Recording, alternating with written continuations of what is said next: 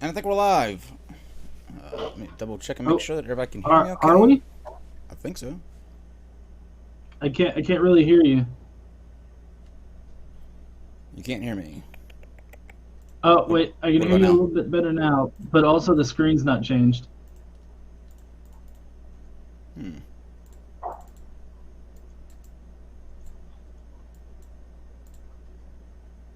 Now? I think we're live. I think we're good now. Oh, yep, maybe, yep, there we go. I got you. Thank you, hon. Perfect. Perfect. Well, hello, everybody. It's good to be back. Godless Engineers, good to see you again. We haven't done a Saturday in forever. Yeah, I know. I really missed the Saturday night shows. Hmm. I really like doing them. What you been up to?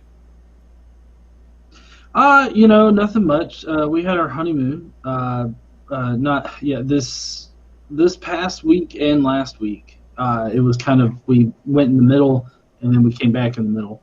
So it spanned over last weekend this week. But it was Excellent. good. I still had stuff planned up for the channel and everything, so nobody really noticed that big of a difference other than we didn't have a Monday or Tuesday show. But other than Nice. that, it's been great. Excellent. So you're still married? I did. Yeah, Good. still married. Good. Just kidding, Casey. So tonight we're going to be talking about slavery in the Bible, and on Saturdays we're going to actually let me change the fix the volume on this. We're going to open the room up to any of maybe Christian or whatever faith that you happen to follow, and make a case for why, like tonight, when we talk about slavery in the Bible, a lot of people will try to write that off, or they try to make it say something that it's not actually saying, or to otherwise excuse what it actually says. So I thought we would take these sort of issues and put them out there and see if we can actually come to some sort of a an answer as to whether or not, like tonight's question, does God actually condone slavery, or is it that we as atheists are trying to make it sound as such, and are some of the Christians who read that and try to explain it away just trying to make excuses for it. They're not really looking into what it says, that sort of thing. And I'll start off in a second by telling my story about how I um, found out about slavery in the Bible. Gee, you can still hear me okay, right? Oh yeah, I can hear you. Okay. Um, so we before we do that, I wanted to talk a little bit about the changes in the schedule and a couple of meetings that we're going to be doing coming up. I've talked to quite a few people who are a patron, and once again, said this the other night. For patrons, the tiers are going to change. If you're a current patron, then it'll remain the same for you if you want, or you can switch over to the new tiers. But I've sort of restructured them where they're a little bit more fun. Monday night, we're actually going to be having a hangout in Discord. So if you are a patron, that's where this will be. It's going to be Monday at 9 o'clock. We're going to be able to start doing those weekly now because the shows. What I'm going to do is I'm doing the shows on Tuesdays, Thursdays, Saturdays, and Sundays. So it'll be 4 days a week, and in the days that are down, I'm going to do something where we interact on Discord or Zoom. This week will be on Monday at 9, and we'll see how that works. If a lot more of you can sort of be a part of that. Also, if you're a mod of this channel and or Discord or on Facebook, immediately after that private hangout on Monday, if you can, we're going to be doing the same thing in another voice channel on Discord, where if you're a mod, we're going to come in, we're going to try to set down some, not really like, I don't know, SOPs or whatever, but it seems to me, and I've got some feedback, that not a lot of people are on the same page. They don't know when, things people should be banned or timed out. So this way we can all kind of come together and get a game plan together, and that way there's no confusion. But I do appreciate all of you and the mods. You guys have been working very very hard lately. And GE, especially big thanks to you and KC for what you do in that too. I couldn't do it without you guys, so I really do appreciate it. Oh yeah, I mean we're right here, right behind you, there, Kyle. So I mean we're here to help out whatever way we can. I mean we were pretty pumped to be helping out in the first place before shit hit the fan. Before the great, before the great deluge. And I actually had a conversation the other night with people in Discord, and it was a really good conversation. I might do it again after this tonight, depending on what time we get finished. And it was really nice. Everybody came in. We had a conversation. There were people who asked questions that I was open to those questions, and it was a good conversation. I think a lot of people are, and I can just speak to this really quick. A lot of people are concerned about the trolling situation, and if that will affect the way the channel goes forward. And I assure you, it will not. And in a lot of cases, I'm probably I know that I'm stealing this from you, GE, but. Next week, I will be reading a lot of the comments that have been left over the course of the month. Some of the best lines, and I've been sort of sifting those out. So we'll be doing that probably on Thursday of next week. But there's some really good ones. There are some very creative people out there, and some very creative places for me to go, and very creative things for me to do when I'm there. Okay. I can't wait for those. You know how much I love the hate comments. I mean, they do pretty well on my channel, so I can only imagine that that it would be hilarious to hear them coming from this channel. I've got some great ones. Let me pull up the chat here. Once again, if you want to join us, just tag me in the live chat. I've got that pulled up now, and we'll bring you in. Especially if you're someone that doesn't think that God condones slavery. I know that there's a lot of people that do actually feel that way, and I've actually sent someone a link, so maybe they will get to come in, and that will be quite the surprise if that happens, but we'll see. Okay, so GE, do you have anything that you have coming up? Anything you want to put out there? No, well, I mean, so currently on my channel, I'm doing a sort of a contradiction, I've done contradictions before in the past, but this time I'm being a little bit more fun and creative with it, where I do sort of a skit between me and my alter ego, Brocephus, and he's the guy with the flag, the USA flag glasses. And he's got like a muscle shirt that it says America on it, and he's extremely Southern and very Christian, and so he argues one side of it while I, GE, argue the other side of it, and so it's a really creative, for me at least, like sort of back and forth that I have to choreograph. So the first one that I did of it was actually pretty good, and I've written up another one, and I'm going to be recording that tomorrow. So if everything goes well, so I'll be doing that, and then of course next week we get back into the Bible with our daily Bible podcast, and we get comments on Wednesdays, and then Thursday and Friday is just whatever the fuck I can come up with. Can you, if you don't mind doing this, I don't know if you want to do this yet or not, but and by the way, for people looking at Godless Engineer's background, I'm trying right now to fix that. So, is there a preview of the voice that you're going to do? Because I know that's got to be like golden. Yeah, which normally I have the hat that I wear. It's normally around here somewhere. I don't know where it is right now.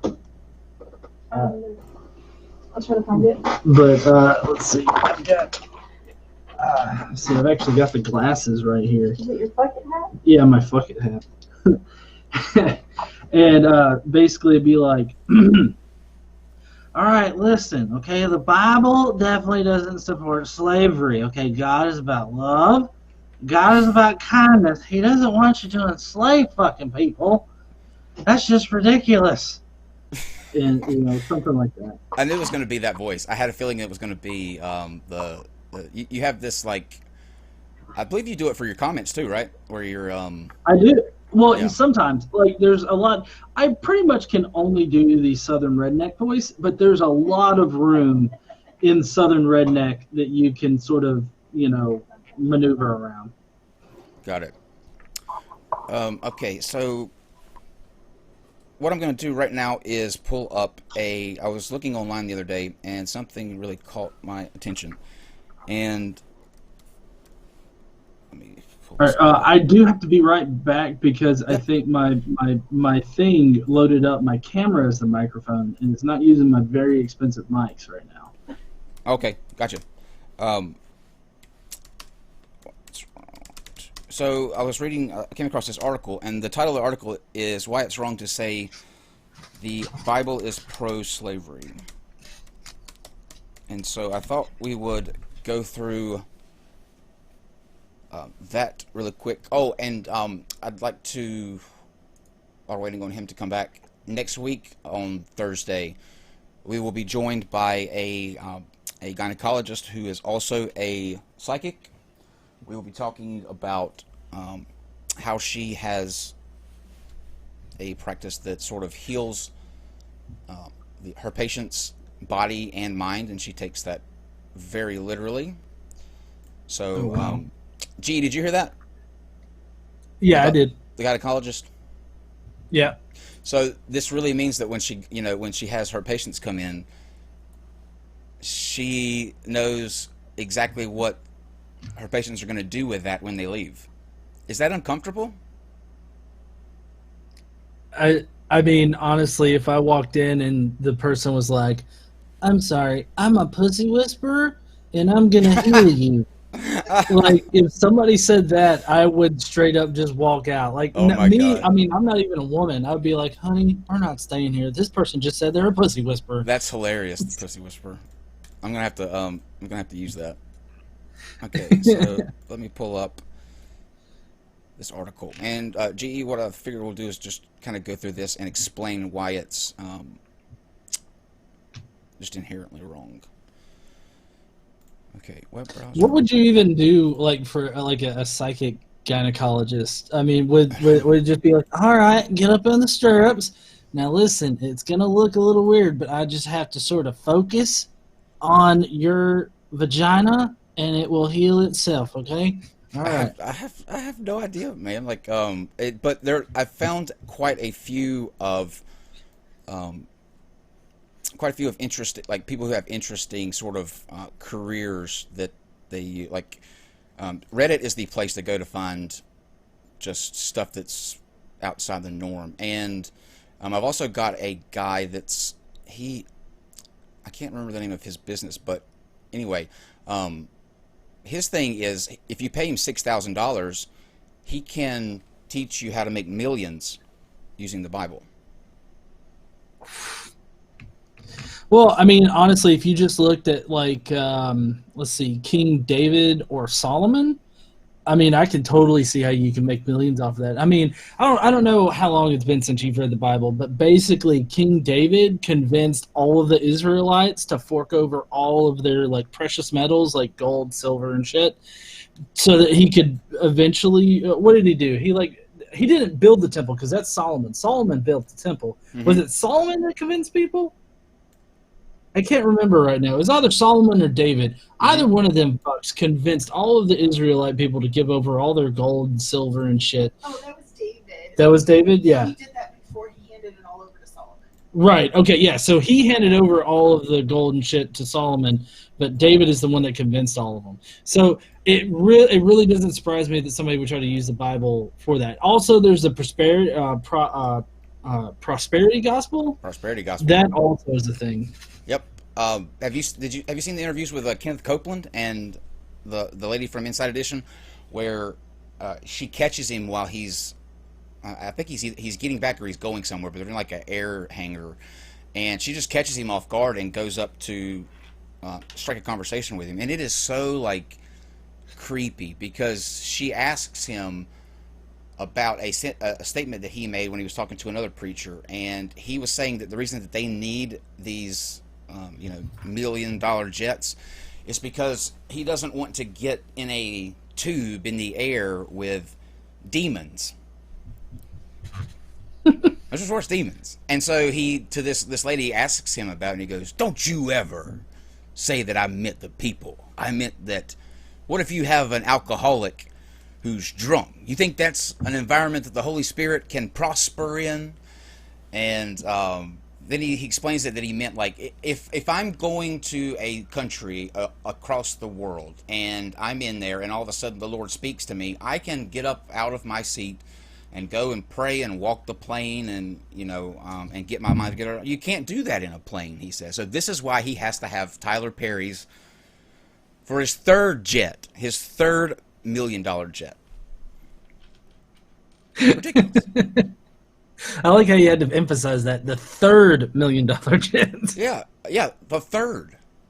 I think it's like $64 million. That do you know how much whatever that is, like $180 million would do for people? Oh yeah, it would do a lot, but they would rather have, jets and everything like that. But also, if you just look at what's his smiling ass face in Texas? Yeah, Joel Osteen. Yeah, Joel Osteen. Yeah, if you just look at him, I think that he probably spends about $80,000 a month on just his looks. Oh yeah. And then he's also, He's questionable. Yeah, and then I don't know if it's him or another prosperity preacher or something like that, or a big televangelist. But one of them has like a cross-shaped pool in their backyard that is actually memed to hell. And it's just at some point you just have to be like, maybe these people don't really need our money. If you can buy these expensive as fuck cars with the money I'm giving you, maybe I need it more. I'm driving a Toyota. Yeah. The thing is, okay. Number one, people in the church need to hold them accountable. But if you follow and you try to live a Christian life, right? You're trying to follow the teachings of Jesus and be like Jesus. Who is the last person? If Jesus was real, let's go with it that he is, and this the Bible's true. Who would be the last person that would try to get $1 million jet, according to the book? Who would be the last person that's spending all this money on pools and jewelry and automobiles and hush money and all that stuff? Jesus. Yeah. He literally says in the Bible that it's easier for, it's easier for a poor man to go, or it was something about through the eye of a needle. Mm-hmm. Huh? The camel through the eye of a needle? Yeah, it's easier for a camel to go through an eye of the needle than for a rich man to get into heaven or something like that. Yeah. And he reinforces this several times in the Gospels, because I remember there's just one point where a guy comes up begging, like, what does it take to follow you? And he's like, give up all of your possessions. Like, there's this famous scene from the 1970s Jesus movie where he's like, give up all of your possessions, give it to the poor, and then you can follow me. But, there's a theological purpose for this, because the Gospels and Christianity in general wasn't meant for the elites or the wealthy or the well-off in society. The Gospels in Christianity were meant for the poor people, to give them hope and all this other stuff, and it was marketed to them. It's a lot like Trump in that way. He markets himself to like the dumbest base of the political spectrum, and it's worked for him, obviously. Yeah. But it's a lot like Trump in that way. Real quick, who do you have your eyes on for the 2020 Democrat? Oh, yeah. I don't have a particular pick right now, just because we're so far out, and there's like over 20 candidates. So I'm trying not to really get bogged down in like, well, which one do I like right now? I'm gonna wait until it's whittled down a little bit more in order to really form a solid idea about who I want. I know Biden and Bernie Sanders and Kamala Harris, they're all kind of at the forefront of things. But there's also some other ones that are doing pretty good too. I hope it's Bernie. Hope it's Bernie. Oh yeah, I'm definitely Bernie all the way. But like I said, there's just a lot of candidates on the board. So I don't want to pigeonhole myself into one particular person right now, as far as like who I'm supporting or whatever. And after this, I'll get to this article, but I haven't been on here for a while, so there was some things that I wanted to ask people about. The other thing is, were you hit by YouTube's latest adpocalypse, where they're cracking down? Well, yeah, kind of. Although, being that it's my channel, it's been a little tough to really distinguish between that and other shit. But I definitely have been, most noticeably in the like the yellow dollar signs, because if it's ever anything that's about atheism or atheist topics, it definitely gets demonetized immediately, and then I have to wait like 3 or 4 days in order for it to either go green or stay yellow. And like I even went through the painstaking thing of like bleeping out me saying the word pedophiles in a video, and it still got demonetized. And so it's like I can't fucking win. Yeah. So I don't even know why I tried. That was my next question. If you've altered the way that you do things, like have you stopped cursing? Oh fuck no. Okay, wait, do I need good. to not curse here? No. I mean, it doesn't. I mean, yeah. The shocking thing to me was when I went and looked a couple weeks ago, right after they had like changed their algorithm or whatever. There were like so many that, I mean, it was like almost all of them were yellow again. And you go through and you click to review, and most of them came back, but some of the ones that didn't, I was kind of surprised on. Like they were the really, and there were like nearly all of the flat Earth debates stayed green. Mm-hmm. Yeah. So here's one thing that I find really odd is that if there's ever a video that I produce that is like highly scripted and I make a really large effort to not curse in it, like I don't have any real cursing in there or whatnot, if it's on the subject of like my mythicist views, it definitely gets demonetized. Like there's no hope in that. But if it's like on some kind of science topic like flat Earth or something like that, that's not like religion based, it'll get monetized no problem. Wow, that's crazy. YouTube not caring about the creators. Okay, so I think you were switching over to your microphone when I was introducing this, but I came across this article the other day, and I found it fascinating. But this is it's a article from the Gospel Coalition, and basically they are making a case for why it's wrong to say the Bible is pro-slavery, and I thought it would be interesting to go through and explain why actually that's not the case, and why they're trying so hard to make it not seem like it is. So it starts off by saying the Bible is pro-slavery. It's a common charge these days, part of the new atheist attack on religion. First of all, it's not part of a new atheist attack. All we do, for the most part, is explain what the book says.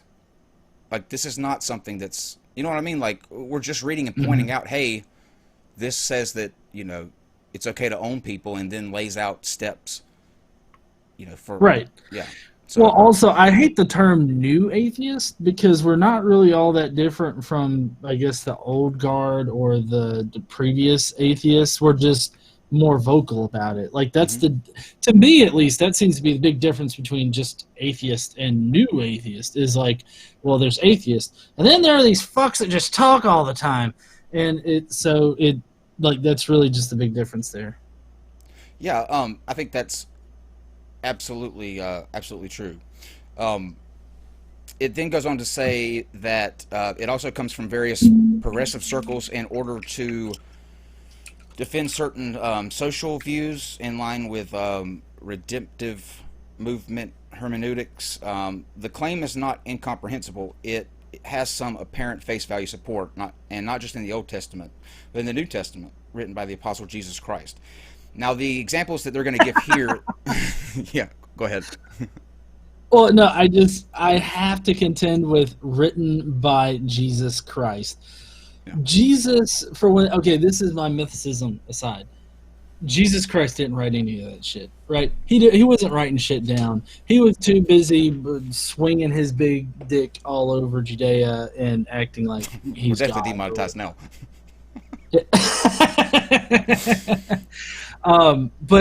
But I mean that's what he was concerned with. So I mean he didn't write anything down. But also if you just look at the timeline of it, I mean Jesus supposedly died in the 30s, and then 40 years later the Gospels were written, and so I mean. He didn't write the Gospels. Like there was nothing in the Gospels that could have been written by anybody in the 30s. That could be, just to be fair, I may have, when I was speed reading, but it says written by the very apostles of Jesus Christ, so they didn't actually say that it was Jesus. So they got off on that one, but nonetheless, in case anybody out there thinks that Jesus wrote the Gospels, there you go. The examples that they're going to give here are Ephesians 6:5, blood servants obey your earthly masters. Colossians 3:22, blood servants obey in everything those who are your earthly masters. And then in 1 Peter 2:18, servants, be the subject of your masters. Now, this text is so small. Bond servants, not blood servants. I was getting ready to ask you what that actually was, but it's me in this text being small. So, well, I mean, this is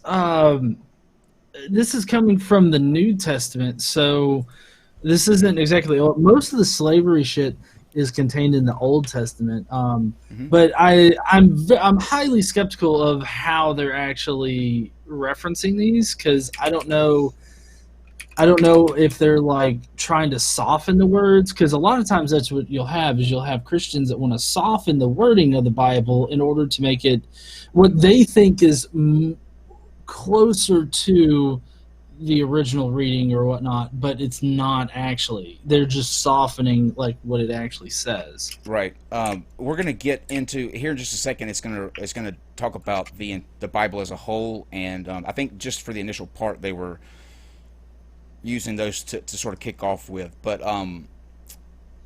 there are many different, like the examples of people and arguments that I see, and this is going to talk about it here in just a little bit, is that a lot of people get slavery, or they try to twist it to mean something that it doesn't here. So what you'll hear a lot of cases is people say that it's not slavery, it's indentured servitude. Right. Yeah. Which partially, they're partially correct. I do have to say, because indentured servitude is definitely in there. If you look in, I believe it's in Genesis, you have Jacob who actually becomes an indentured servitude to, indentured servant to this one father guy. I can't remember his name. Anyways, he's basically becoming an indentured servant to buy one of his daughters, which he eventually gets one of the daughters, just not the one that he actually wanted to buy. So he had to do another 7 years of labor or indentured servitude in order to get the correct daughter. And then each of those daughters had their own servants, like that were women, and he got to fuck them as well. So he ended up with 2 wives and 2 concubines, and that's who God wrestled in the desert, fucked in the ass, and named Israel.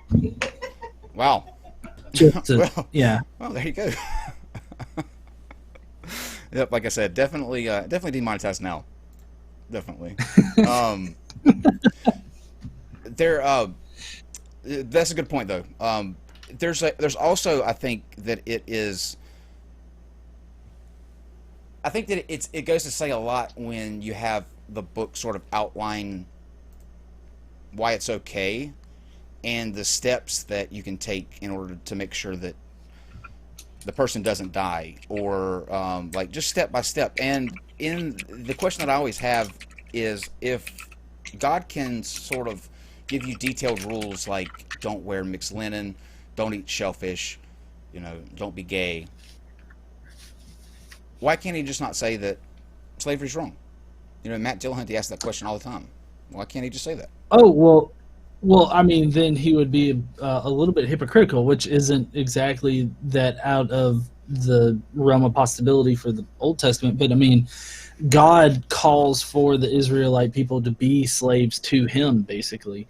I mean, He punishes them whenever they do something that He doesn't want them to do, and when they're out of His favor. I mean, He allows bad shit to happen to them and everything. So, I mean, basically, He requires the Israelite people to be slaves to Him. And also at that time, slavery was just seen as a common thing. So there's really wasn't any kind of question, about it. Yep.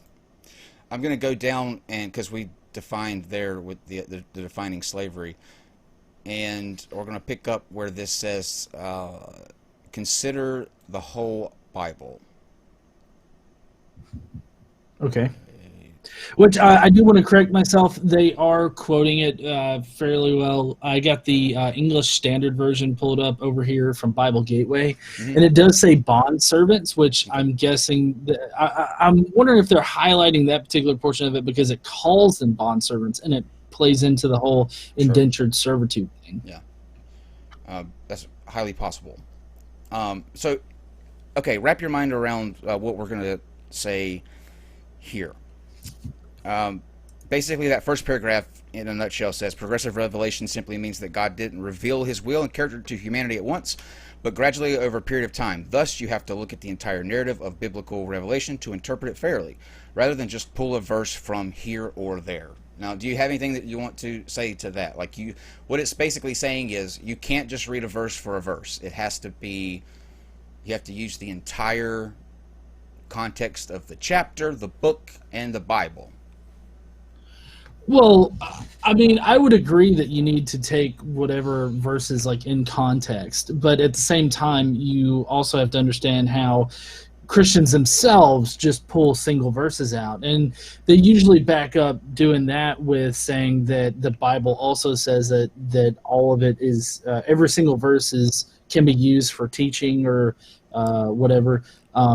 So, I mean, on the one hand, you want to be fully informed about the context surrounding the passage. It also helps be informed about the history surrounding it and everything like that. But also, you have to understand that this book is supposed to be like the objective truth of reality. Like, it's supposed to be the ultimate moral standard for how to live. And anything that actually doesn't conform to any kind of moral standard, even the ones that we have now, that means that it breaks that whole idea that it's the ultimate moral standard, or that it's the perfect word of God or something like that. Good point. So, let me pull up. Lost my place. Okay, so now what they're going to do is tell you why you have to be able to understand that God accommodates revelation in correspondence with history or whatever the sort of environment is at the time. He even can accommodate fallen social structures. This makes sense when you think about it, unless we require that God refrain from giving any instruction or laws to a particular people at a particular time until its societal evil has been removed.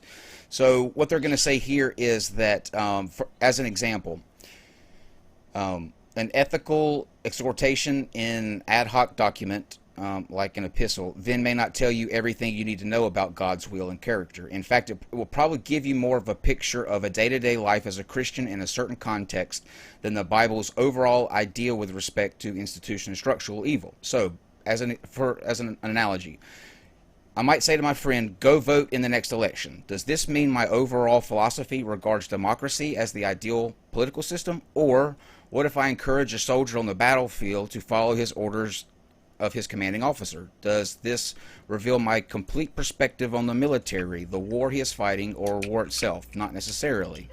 You need more information to determine that. So they're going to drive it home with this point. Practices like slavery, polygamy, and divorce were common in antiquity, and biblical instruction that allows for them in certain contexts isn't necessarily the approval. We must interpret them in relation to everything else the Scripture says. So I do want to go back to the part where it talks about how God can basically, he can instantiate, I guess, laws or requirements depending on what society it is or whatever. Mm-hmm. I feel like that really limits God. And I don't really feel like you should be limiting God if this God's supposed to be omnipotent and all powerful and all that kind of stuff. But also, I feel like this is a bit of a special pleading sort of situation, because they're basically saying that, like, well, look, this society wouldn't accept a reality without slavery. So God made rules for slavery that would be okay. But at the same time, you also have to understand that one time God shoved fireballs up 2 of his priests' asses because they used the wrong goddamn incense. So don't tell me about God making random ass like rules that these people could or could not follow. So, I mean, really, that particular argument kind of falls flat for me because of how specific God is about, like the Ark of the Covenant. Let me just go off on that a little bit. Basically, the Ark of the Covenant's a gold-encrusted double dildo that God uses to fuck himself. Okay? So, I mean, you cannot sit there and tell me that, like, it was too difficult or people wouldn't accept it for God to, like, make the proclamation of, oh, slavery's bad. And it's like, no, he definitely could have done that. He had the freaking ark encrusted with gold and shit. He ordered Solomon to encrust the entire fucking innards of the goddamn temple with gold. You're telling me he can't go out and tell people, hey, don't own other people. That's not right. Yeah. Wow. That that is a Ark of the Covenant revelation that I have not heard, but I am dying to see. Like I would absolutely love to see that. Okay. So I've pulled there's another one here too from our buddies at Answers in Genesis, and this one is just, I mean, it's comical. Okay. So it's going to it leads out with a question about one blood, and I'm going to kind of skip through that because that talks about the curse of the skin color, and they're trying to sort of deflect from that. Let me find my place here. Okay, so here there's this highlighted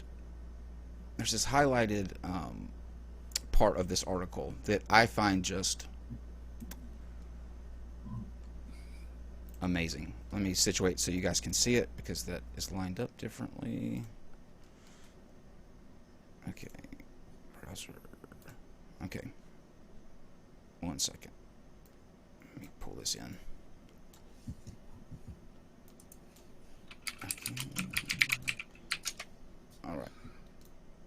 So now you should be able to see that. Okay. All right. Now, there's a part, right? Here we go. Okay. Here is what this says. Now they're going to pull up a verse from Leviticus, and it says, I am the Lord of your God, who brought you out of the land of Egypt to give you the land of Canaan and to be your God, and of one of your brethren who dwells becomes poor and sells himself to you, you shall not compel him to serve as a slave. As a hired servant, he shall be with you and shall serve you until the year of Jubilee. And then he shall depart from you, he and his children with him, and shall return unto his own family. He shall return to the possession of his fathers. For they are my servants, whom I brought out of the land of Egypt. They shall not be sold as slaves. You shall not rule over him with rigor, but you shall fear your God. And as for you, male and female slaves, who you may have from the nations that are around you, from them you may buy male and female slaves. Moreover, you may buy the children of the strangers who dwell among you and their families, and then you may take them as an inheritance for your children after you, to inherit them as possessions. Okay. Yeah, you see, I feel like this is how we know that Trump actually hasn't read the Bible and what it says on immigrants. Because I'm fairly certain that there would have been a discussion like, hey, the Bible says that we can enslave these fucks. So what do you think about a slave force of the Mexicans that are here illegally to build this wall, huh? Did you see when they asked him about the Bible? First of all, they asked him like what his favorite book was, and he said, well, I have two favorite books. One is the Bible, the other is The Art of the Deal, very good book. But they asked him what his favorite verse was, and he said something. I'm paraphrasing now.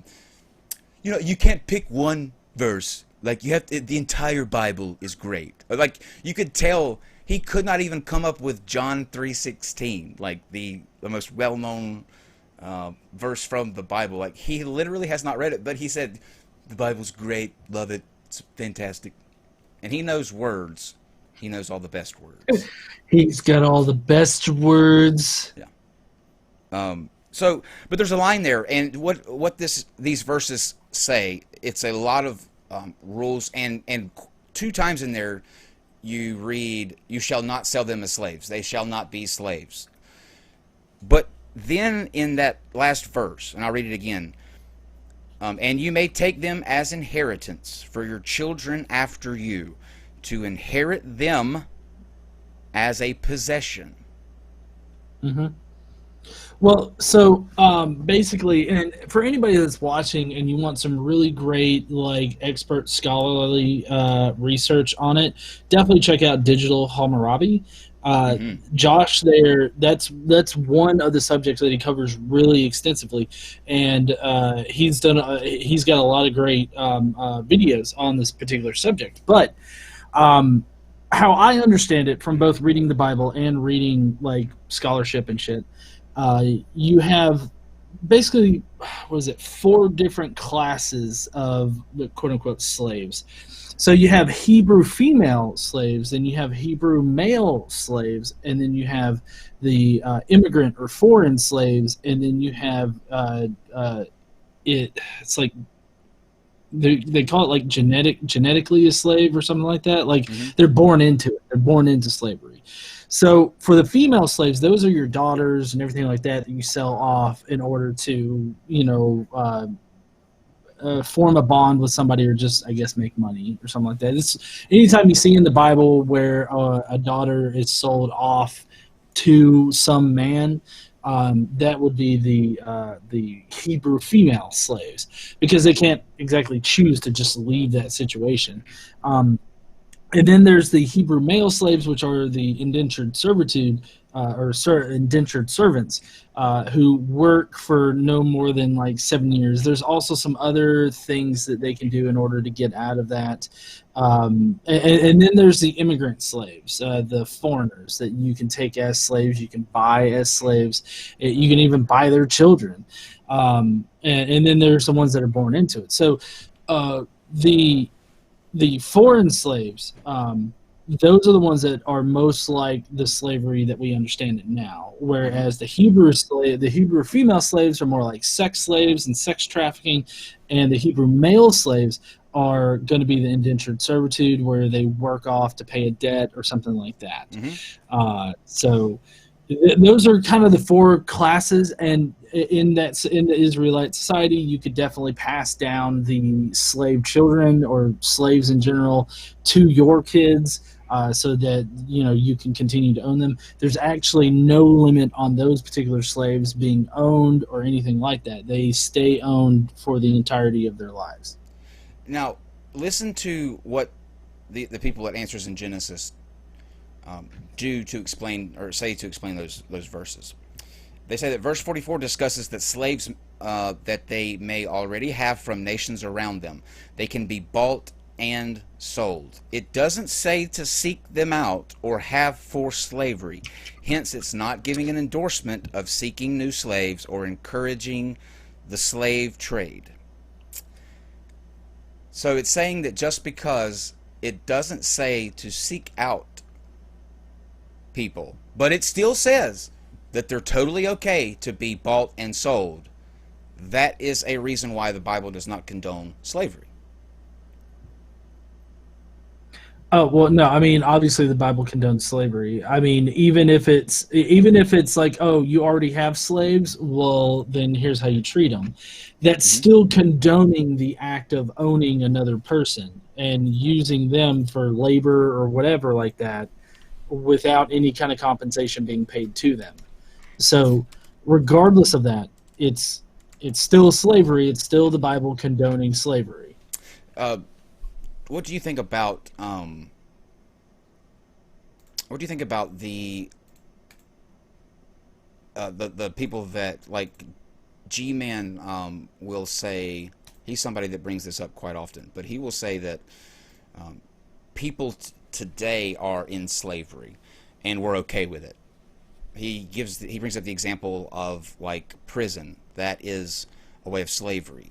He brings up NBA teams all the time. That's a form of slavery.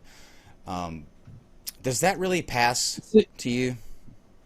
No, because, I mean, that's basically like obfuscating out the word to be pretty meaningless in however you want to use it. So I don't really think that's incredibly helpful, because then it's like everybody's a slave to something, which I think is probably his point, that we're all slaves to something, whether you're a slave to your own sin or you're a slave to a basketball team somehow, which I don't understand. I don't understand that particular thing, because, like, being a slave to your job or something like that is more like, oh, you feel like you have to stay at this job or whatnot when you really don't. But also, in the form of slavery that we're discussing here tonight and in the Bible, you don't have compensation being paid out to people. Like with the basketball team, you're being compensated for your time and skill. For any kind of job that you have, you're being compensated for your time and skill. Mm-hmm. So, I mean, it really doesn't make sense to, like, try to water down the word to the point where it can mean literally anything. So you're saying that G-Man doesn't really know what he's talking about? No, G-Man never knows what the fuck he's talking about. Okay, I just wanted to clarify that. All right, so this is a video that goes along with what we were just kind of talking about, and this is from Answers in Genesis themselves, and this guy's going to tell us why slavery in the Bible is not a thing. Maybe. Doesn't the Bible support slavery? Slavery has become a hot-button issue in today's culture. Oftentimes, critics of the Bible come to a Christian and they bring up the issue of slavery in an attempt to discredit the Bible. But here's the crux of the issue. When the Bible talks about slavery under the Mosaic Law in the time of Moses, leading up to the time of Christ and that sort of thing, was that slavery the same as harsh slavery? The answer is a resounding no. Fact is, it was... Okay, let's start with that. Was that slavery the same as harsh slavery?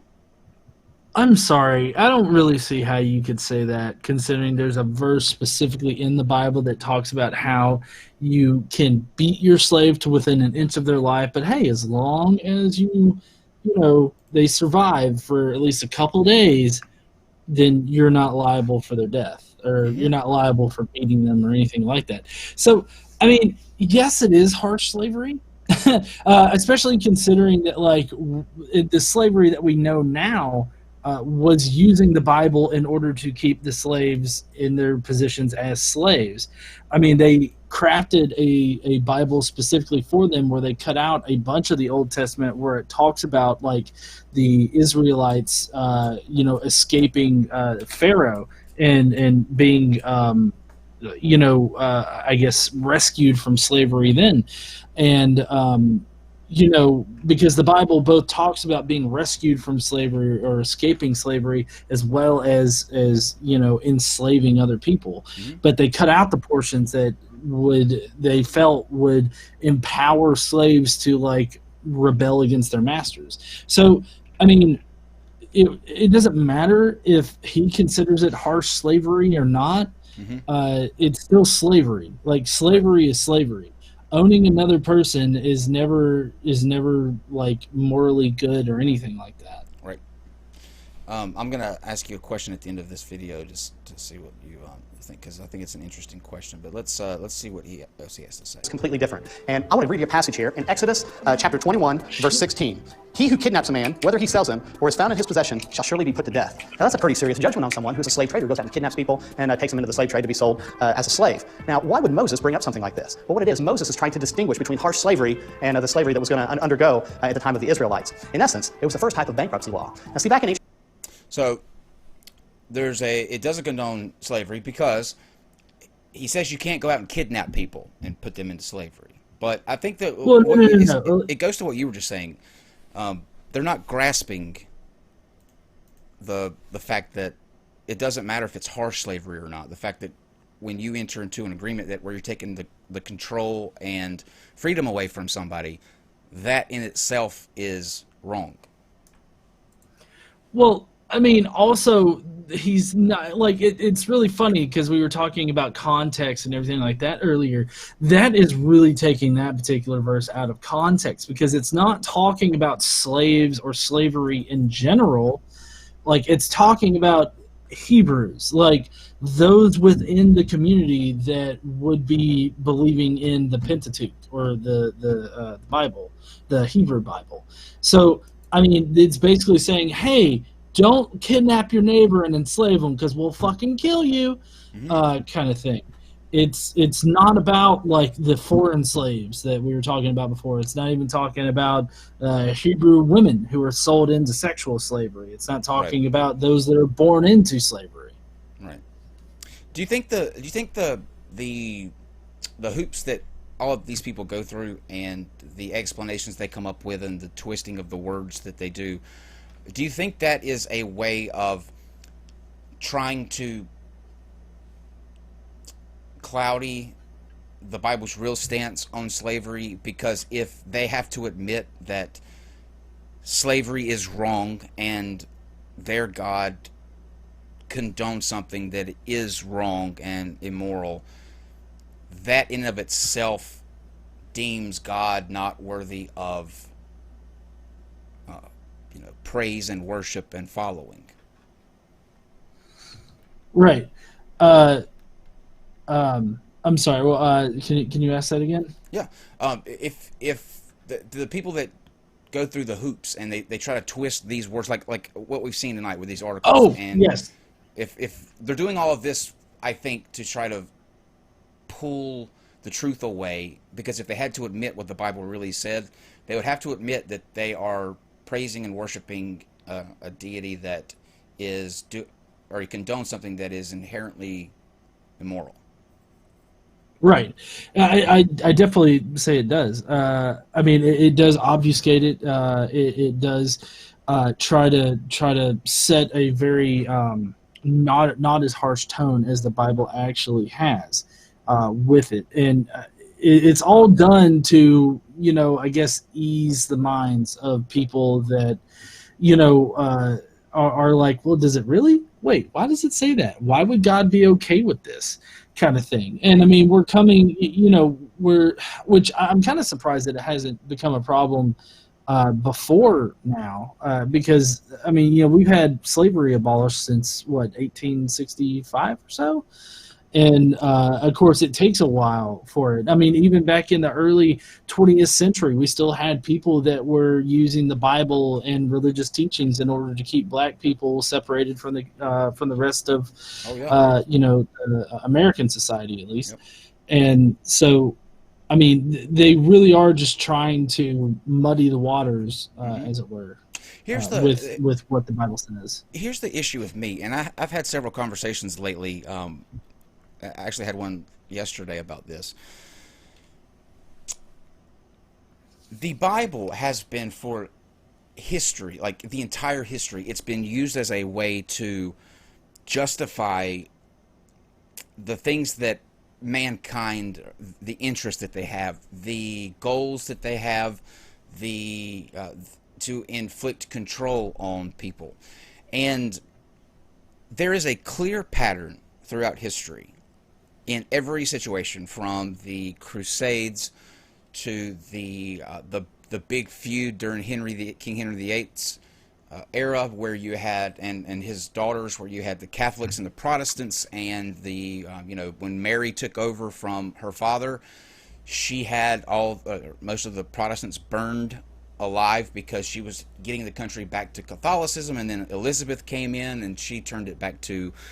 Then you have the Salem witch trials, wars, slavery, the discrimination against people who are LGBTQ plus, and there's a specific reason why they've been able to do that, and that is the Bible is almost geniusly written to be able to be twisted or interpreted in so many different ways. And my ultimate question that I ask people who are believers is, if God's real and he can create such marvelous things as we see around us today, like the planet, us, just all of this amazing beauty, why can he not leave a book that has specific detailed instructions that tell you this is how you get to heaven, this is how you avoid hell, this is what is good, this is what is bad, and there's no need for any sort of guessing or interpreting?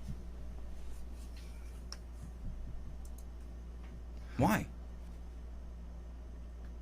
Chat?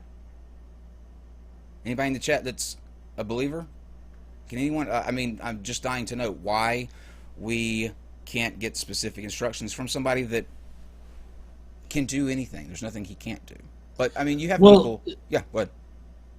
Well, I was just gonna say, in reality, it's because it's just whoever is making shit up and they're pushing their own agenda about it. And so that's why, because the God, doesn't actually exist to be talking to him. Whether or not this, like an overarching sort of deity, like a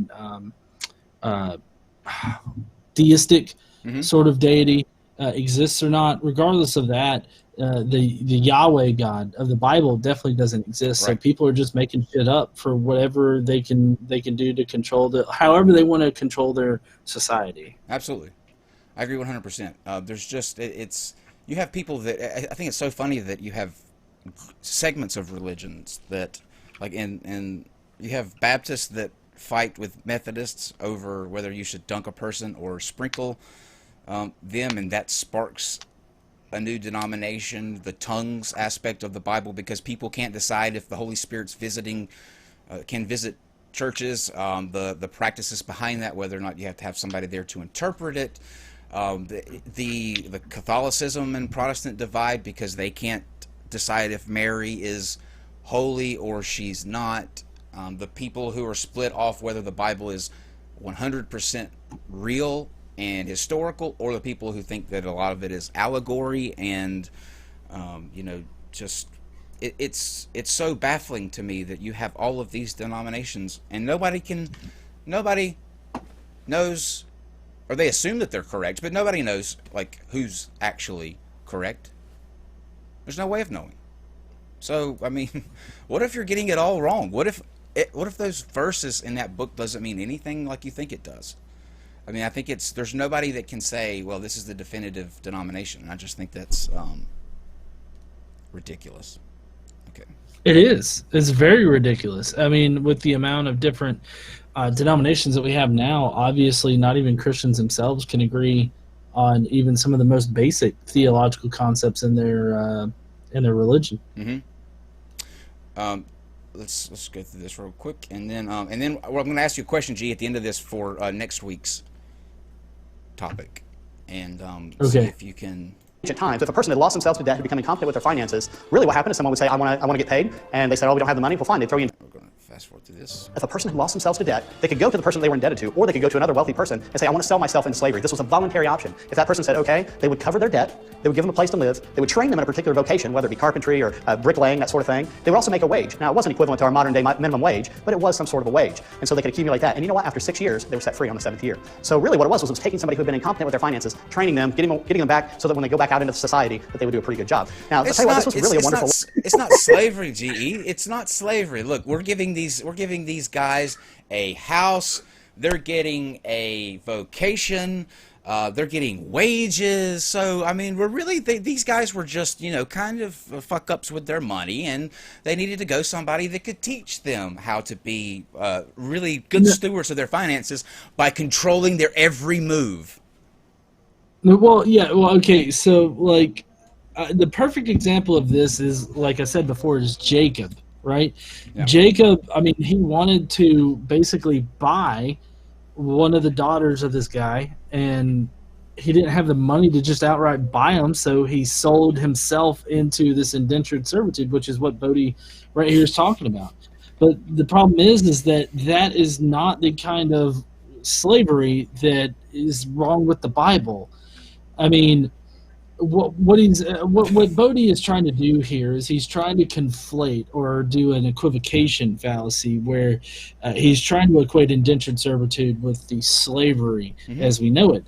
Yep. And honestly, I find it hilarious that he's trying to do this when, I mean, obviously that's not the part of the Bible that people have a problem with. Mm-hmm. So Well, I don't know why you're bringing it up, bro. I mean, isn't there a more simple solution for what he's talking about? Because essentially what he's doing is he's saying these people were really bad with their money, so they sold themselves into indentured servitude so that they could get a mentor and become better stewards of their money. How about just helping the person who's a fuck up with their money be better with their money, rather than crossing the whole you have no freedom, you have to do everything that I say. I mean, like, he acts like that makes it okay. This is it's not so bad.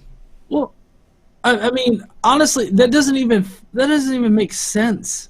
What he's saying here is that, oh, they've been bad with their money, so we're going to take them in and we're going to teach them how to we're going to teach them how to do a vocation, and then we're going to teach them how to manage their money. That's not what indentured servitude was about. Indentured servitude was about paying off a debt that you owed to somebody. Mm-hmm. And so you would sell yourself into slavery. You would basically give yourself over for like 6-7 years, and that's how you would pay that debt off, right? Just look back at Jacob. Jacob wasn't bad with his money or anything like that. He just wanted himself a wife. And he didn't have the kind of money to buy a wife, because apparently that's how you just did things back then. And so he sold his services to this guy in order to get a wife. But even then, after he got his 2 wives and the 2 servants and concubines, I mean, after that, he still worked for the guy because, I mean, he knew how to take care of the guy's, like, I don't know, animals or something, sheep. And so, I mean, at one point, though, he did want to leave, and he did leave. And, like, that's when he went out to the desert and naked wrestled God. So, do you think there was ever a point in his marriage where he looked at his wife and said, "You're not worth the slavery thing"? You know what I mean? Like, with the fighting and stuff that I'm sure, most couples do. That had to be brought up quite a few times. Like, I went into slavery for you. Well, I mean, if it actually would have happened, then yeah, I'm sure that it would have been a talking point during one of those fights. Well, what happened. The Bible but, says I mean, I don't know. I would think that, Jacob fucking the concubines would have been more of a point to, like, have a problem with. Because it's like, they pulled the same thing that Abraham did with Sarah and Hagar, because like Sarah apparently couldn't get pregnant or whatever because she was old as fuck. So he's like, hey, go fuck Hagar, have a son with her, and then she has Ishmael, and then Hagar can get pregnant. And so the same thing happened with Jacob because the Bible loves to repeat itself. So I think that probably fucking the concubines would have been more of a talking point than like, listen, I did 7 years of fucking slavery for you, and now I'm starting to regret it.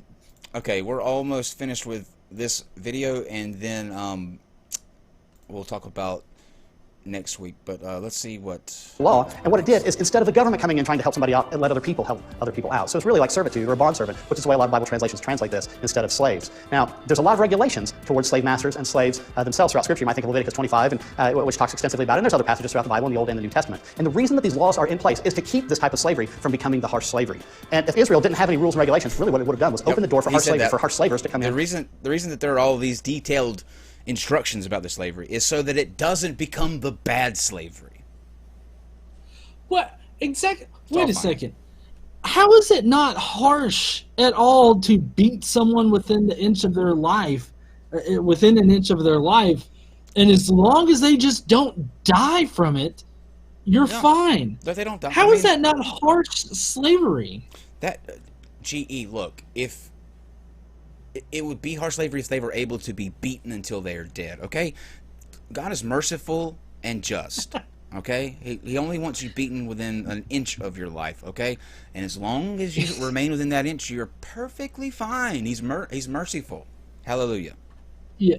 Well, okay, so another rule for the whole beating of slaves thing is that if you cause them a permanent injury which would affect their ability to actually do work, then you have to let them go or whatnot. So like if let's say you beat a slave so bad that he loses an eye, I mean, we all know how many times that happens, or loses a tooth or something like that.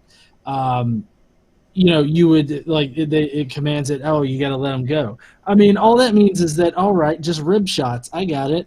Like that's. Yeah. I mean, that's still harsh slavery. It's like you can beat the fuck out of a slave in his face as long as you don't damage his eye. That's the good part. Right. All right. If he loses an eye, you can't sell him or nothing. This is so. It's unbelievable, is what it is. It's unbelievable. To their nation. But the sheer fact that they had rules against it, first off, shows that it was sinful man in a sin-cursed world, because such things shouldn't have existed in harsh slavery, as well as harsh slave traders to come into that particular area. Now I'm going to sum this up with a few bullet points, just to kind of give you a few reminders. First off, slavery in the Bible is not... Oh, yeah. My bad. He was kind of talking slow there at first. Let me go to... Yeah. The same as harsh slavery that other people often think of, which occurred here in the Americas or in Europe, which are both terrible stains to each of these particular nations, say the United Kingdom or the United States of America. Now, another bullet point on this is that it was a voluntary... All right, here's his last... No, you're fine. Here's his last point. Option. If somebody lost themselves to debt, it was basically like a type of bankruptcy law. They would enter into that voluntarily. After the 6th year, they were allowed to go free. And here's another really strong bullet point that many people may miss, is that Christians themselves, even in today's day and age, were the ones who led the fight to abolish slavery, say in the Americas or say throughout Europe. You might think of great Christians. You were also the ones that led the fight to keep them.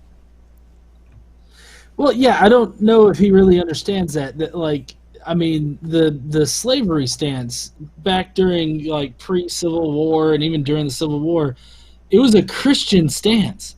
They had the Bible. They were doing it because they felt like it was their right to be able to own people of other nations because of the Bible. Right.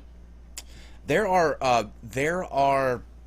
I can't remember where I saw this, but there were people that were slaves that were beaten for reading. That means they couldn't read the Bible, which means that the people back then looked at slaves as people who were not, whether it be human or on their their sort of level. But anyway, they prevented them from even reading. So how are they going to learn about God's word? Oh, They taught them what they wanted to know. Yeah. So like the slave owners would teach the slaves like the out of the, I guess, the slave Bible or something like that. They Like, would teach them the parts they wanted them to know. right. The slave owners would teach them the parts that they wanted them to know. So, Oh yeah, I have no doubt about that. But there was something that I saw where they were like, there were some people that were being prevented from like reading. They couldn't own books, and if they were caught like reading, maybe it's away from their master or whatever. But if they were caught reading, oh no. Well, no, I mean, I fully think that they would have punished anybody that could read it, because what you want to do is you want to keep them ignorant, right? Yeah. Like anybody that you want to control. Sure. You want to keep people ignorant that you want to control. That way, they can't wise up and like revolt against you or leave or anything. Sure. So it was never like the slaves were reading the slave Bible or anything like that. It was always the slave masters that were like teaching them what they wanted the slaves to understand about their position in society and in God's reality, I guess. Sure. I'm so glad that you said that, because that hinges. I was going to tell how I found out about, or why I became an atheist, for people who haven't heard. But that's the perfect analogy, because I was at a youth group one night, and some friends of mine were looking at a video. It happened to be the Atheist Experience. Arn was on there, and they were talking about slavery in the Bible. Now, I remember vividly that night saying, well, he's just incorrect, because slavery's not in the Bible. I had never heard of this. I had been going to church all my life for 25 years, been most Sundays, most Wednesday nights, and never once was there a sermon on slavery being in the Bible. And it really boils down to me either just not reading it on my own, or there's obviously not going to be pastors that are going to be doing sermons on these particular verses. And so in a sense, it's the same thing as what you were just saying. As somebody that was going to church and leaving it to the pastor, because that's the head of the church, and they're giving you sort of what they think that their congregation needs to hear, you're not going to hear those parts. You're not going to hear something on these particular bad things. And that wound up being the thing that I couldn't square. I went home that night. I pulled that video back up. I went to the verses he was quoting. It was there in black and white. And even as somebody that had faith back then and believed, I could not in any way, shape, or form justify that being in there. And that led to more and more videos of seeing more and more verses of things that I had never heard before, and that I couldn't be okay with, because it's just craziness to me. Like the fact that I spent 25 years of my life in a worldview that drastically affected every move that I made, even to the point of me almost becoming married to a girl that these verses would have saved me a long time ago. And it was there the entire time, and by sheer being naive and looking the other way or following what a pastor said, 25 years of my life down the tube. It's depressing. I mean, honestly, I had never thought about it either, like while I was still a Christian. It wasn't until after I left the faith that I really started looking into it and knowing like what the Bible actually said. It struck me as it didn't strike me until after I left as well. So this is a little treat. Every week we're going to check in with the Angel Initiative before we close out, because I'm putting this out there. Initiative? Have you heard of these? Have you heard of the Angel Initiative? No, but I want to. Okay, listen. Let me just first of all start this by saying you're not ready. Okay, you're just not ready. Let me explain what the Angel Initiative is, and what we're going to do is I'm putting out an invitation to both of the ladies. This is a guest. The guy in the video is a guest. He's not usually on there, but I'm putting an invitation to both of the ladies of the Angel Initiative. I would love to sit down, and I know GE would love to as well, and have a conversation with you guys about what you believe and why you believe it. I will be sending you an email tomorrow, but if this happens to get to you, this is just a personal invite from me because I find both of you fascinating. I can't stop watching your videos. Every time there's a new one every day, and every day it's like it's Christmas. I mean, it's amazing. But I would love to talk to you guys. Now, the Angel Initiative, these are and I hope that I'm going to get this right. These are interdimensional travelers, obviously. Wait, what? Interdimensional travelers. Right. This reminds me, GE. This is all part of a new segment that we're going to call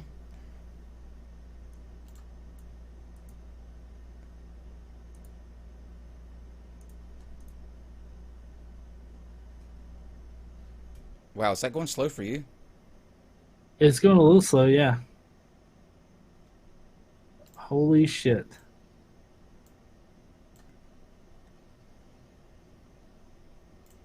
Okay, I'm not sure why that went, like, maybe it's because I've got too many inputs in here, but at the end of the show, we're going to do a thing called Holy Shit, where we're going to watch some things that just make you go, holy shit. And, G, I'm so happy that I'm giving you the first introduction to your Angel, or the Angelic Initiative. Guys, you wanted this. Okay, you wanted this, so come on. There you Come on, go. Gabriel. It's your big idea. Alright, here we go. I like how the guy on the right just Hi sitting there friends, like... in Planet Earth Dating, it's Tuesday, April 30th, 2019. We have here the Wubby Body Mind, the Jamie Body Mind, and just, you know, Really in the... was the question answered? Very much so. Was Yeah. it? I think so. Okay, so do you have another question? Yeah, I got. Gabriel's still around, though. Gabriel's still Okay, around, on. so don't, So this is a yeah, good time? yeah, Okay. it's a So good Here's a time. question from the What audience. is a karmic record? You guys reference it in your videos. Who's gonna Okay, answer who's that? going to answer it, friends? Unless I'm wrong, What is she... they're still pushing that statistician forward. It just says everybody's a weenie. They're such Yeah. weenies. Or, Come on, could be friends, wrong. really? That's what you're going to do? Now, she's talking to Well, okay, so that's a valid point. in And another they're saying, dimension. if it was a CEO of a corporation trying to explain some technical detail, and the CEO said, here, let my statistician answer the question, we would we would accept that understand, as a right? reasonable And way we to would, go about it. yes, we would expect that that was acceptable. And so, Hold on. Gabriel is the one who has the microphone, and there's a bunch of other people, other angelic presences, other godly presences, all affiliated with Planet Earth there, and some of them strongly disagree with Gabriel's position. Hard to emphasize strongly enough to get the fullness of the disagreement, but they're trying to come to an this is the most unanimous beautiful thing I've ever consensus, seen and in my so life. they're letting him kind of like hang himself, is what somebody's saying, hang himself. Oh, that's so funny. And so, because Gabriel is still refusing to give up what's obviously everybody else Has already signed off Signed- on the humanity experiment. right. So he's got some statistician who has spoken on film before. Yeah, that's true. A number of times. And the statistician is talking about the Akashic records. Yeah. And this is a term that many people are familiar with. And the Akashic records is do you feel kind of anything? like a permanent library in other dimensions gassy. of Man, I don't activities feel the that angel's occur balls in up denser there. Maybe dimensions such I'm as this wrong one in which with it. we're having this gathering. Isn't that Does what it- Like she's people doing? on She's planet Earth calling sometimes have balls? awareness of and Yeah. are able to access parts of. She explains. Is that I wish I knew the video off the top of my head. I don't know but, what you're talking about. there are literally hundreds of these videos, and there's one where she talks about why they do like that sort of like waving motion, and it's Yeah, because I'm- that's how they connect to the outer demons. What? So they raise their hands in the air and they play with their nipples in order to figure out what the angels are. I mean, that's what it looked like they were doing. Is like the one woman that had like her hand like right here at her nipple, like I don't know, pinching it, twisting it, or something, while she's cradling the angel's balls. So I don't know. It feels like it needs to be on Pornhub. Is what it. That's 'Cause amazing. This feels like angel porn. I'm trying to find where they. Okay, here we go. This one is amazing. It's her explanation for why it's not okay for women to have babies. Yes, you heard that right. Okay.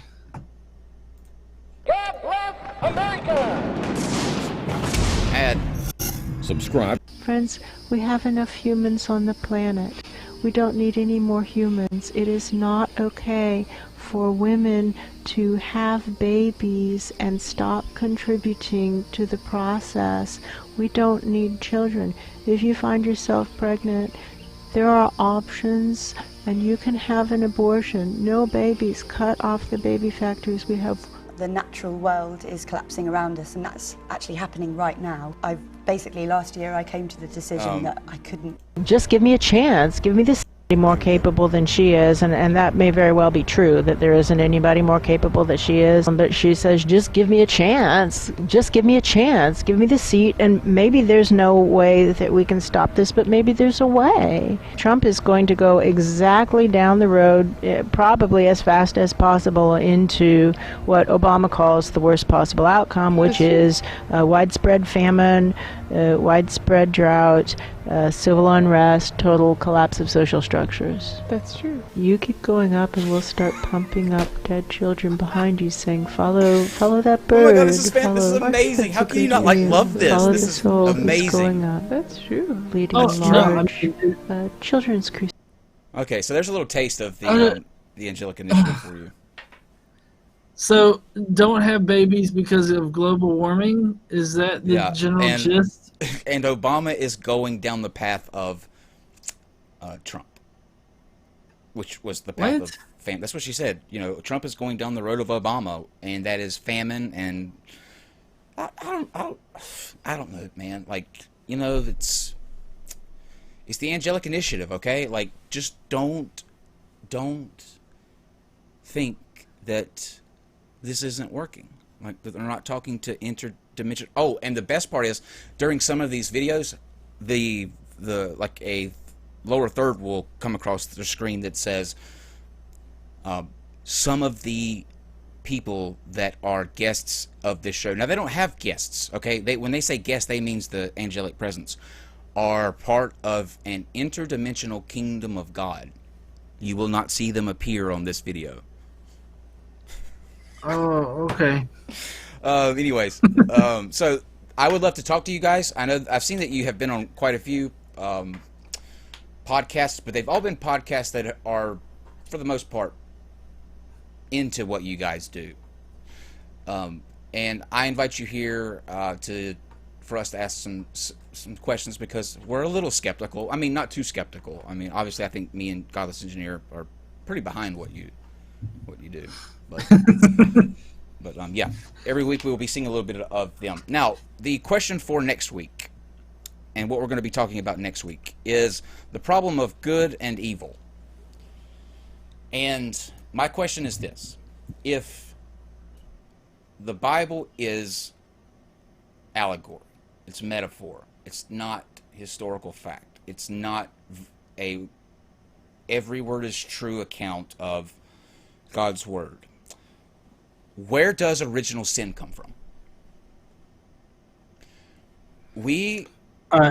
Yeah, please.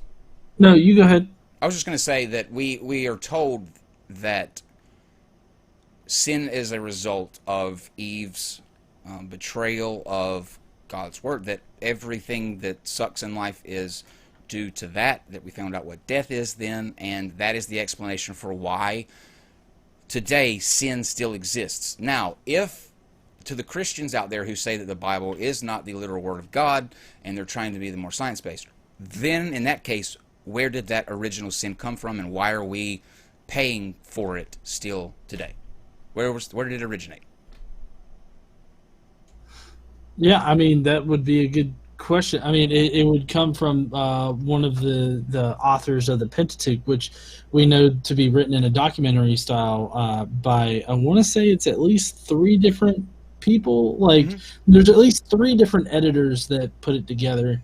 And so the whole idea of original sin would have come from one of them fucks. And we're going to invite once again on Saturdays. This is going to be we'll tell you the topic the week prior. So if you are someone out there that is a believer in whatever faith and you think you have an answer for this, please email me at live@nonsexshow.com, or you can send me a DM on Twitter, either way, and just let me know. These will be on every Saturday at 9, but next week we'll be talking about original sin. So if you think you have an answer for that, let me know. But just to give you like in more detail explanation of what I'm looking for, the literal view of the Bible hinges on the fact that an act was done that resulted in sin being introduced to mankind. Now, that before that, everything was paradise. People didn't die.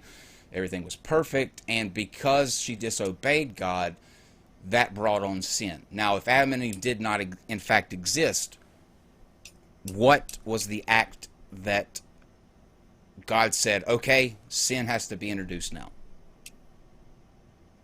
I just want to know what that is. I mean, honestly, I think that people just made shit up. Yeah. Oh, I mean, of course, that's what that's what I think too. But I want to see if somebody has an explanation for that. So if you do, email me or send me a DM. Slide in my DMs. Was that creepy? No, I can't pull that off. All right, let me pull up what you guys said, and then we will say goodnight. Okay, here we go with. Oh. Yeah. All right. Let's go with I love Del Taco, but it's too far to walk, so take my money. That's from RJ. RJ then says, or Jericho Fulgencio. Oh, I hope that I'm saying that right. I hope that I'm saying that right. Jericho Fulgencio. Go Kyle. I will go, but not before reading the rest of these super chats. I'm sorry, Wilson. Shout out to Godless Engineer's Honeymoon. There you go. Oh, GE, give us a what's up, heathens? How y'all doing? I forgot. I'm still rusty. Okay. You want me to do that? Yeah. Go. Okay. What's up, heathens? How y'all doing? Now it feels complete. Eugen Roderick says balls. Y'all don't even know what I'm talking about. I love you all. I absolutely love each and every one of you. You guys are great. Kyle, did you see Nate Brody's video? I have not, but since he is my attorney, whatever he said, I absolutely have full confidence in, because he is the best. I know attorneys. I know the best attorneys. Nate Brody is a good attorney. Also, This is not a $400 suit. Bong hits for Jesus. Love it already.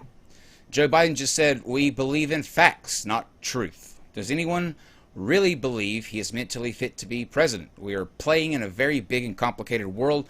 Joe doesn't have a clue. Now, Bong hits for Jesus. I may have agreed with you 4 years ago, but I think history has shown that we've already elected someone that the same question could be asked about. Does anyone really believe he's mentally fit to be president? And so, the standard's already been set. So, what can you do there? GE, can we get a ukulele serenade? Your wish is my command. And then, please do a Kale impersonation, or Keenan. Welcome to Good Burger, home of the Good Burger. Can I take your order? Let me see if I can do one. Hello, welcome. No, I can't do it. I can't sound like Kel. Hello, welcome to Good Burger, home of the Good Burger. Can I take your order? I wonder what happened to him. Keenan went on to SNL, but I wonder what happened to Kel. Kel, I don't know. He probably has a normal life now. Probably. Or what if he's really working at Good Burger? He might be. I don't know. Someone find out. My unfinished journey. Kyle, I love you, man, but you done effed up. Well, that depends on what you're talking about. I F up quite a few times a day. So that would be in what you're referencing to. If you're referencing what I think you're referencing, I would have to strongly disagree. But as I've said before, you all are entitled to your own opinions. Johan Roderick says, very good podcast.com/RNRov. Very good plug, because that is a very good podcast. And Aaron will be back with us next week as well. So I'm looking forward to seeing him back on here. GE, I believe we are at the point where you can take over with your ukulele serenade. We'll be back, or I'll be back with Jimmy tomorrow at 8 p.m. And we'll be looking at his new set and talking about a couple things. But he is trying a new adventure, so we'll be talking a little bit about that and just being, you know, really gay together as always. So. Okay, you ready for the serenade? I'm never ready, but let's do it. Okay. God's okay with the Bible. He don't give a shit about your apologetics. He says, hey, go own some foreigners. Turn them asses into slaves and leave me alone. That's amazing. Thank you very much for that, sir.